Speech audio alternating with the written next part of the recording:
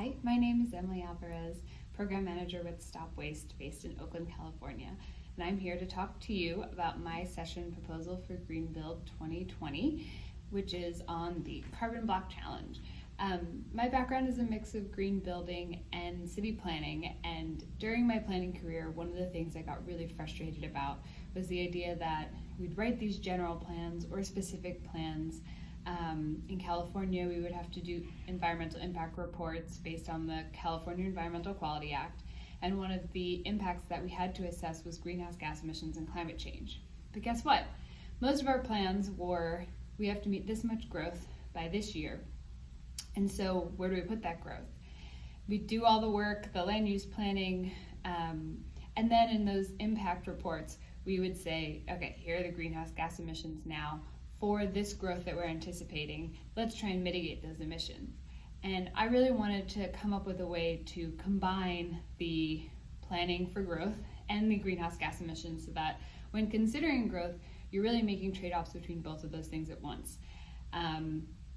Fast forward to my current job at StopWaste and a bunch of brainstorming about our initiatives here on greenhouse gas emissions, climate action plans, and embodied carbon and emissions, and Carbon Block Challenge was born.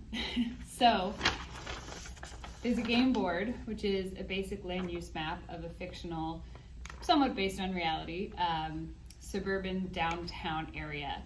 There's mixed use areas where they can build residential, commercial, as well as different densities. Then you are assigned a role: building, planning department, city council, etc. And your goal is to take the existing buildings that are already in this city, meet your growth mandates for the number of jobs and housing units, but try and do that with reducing carbon emissions as close to zero as possible. So how do you do that? You build buildings. We've got commercial buildings. This is a mixed-use building with some parking on the bottom, and you can build out of wood, you can build out of concrete, and we've assigned embodied carbon and operational carbon emissions to each of the housing types and construction material types.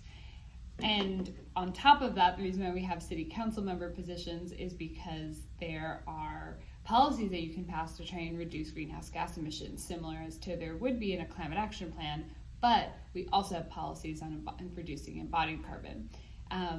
We think that this is a great learning opportunity for cities and a more hands-on way to understand these very complicated emissions, as well as tracking emissions related to growth. So I hope you'll consider our proposal. I'm really excited about it, and it's been a lot of fun to think about it in this very creative way. Thank you.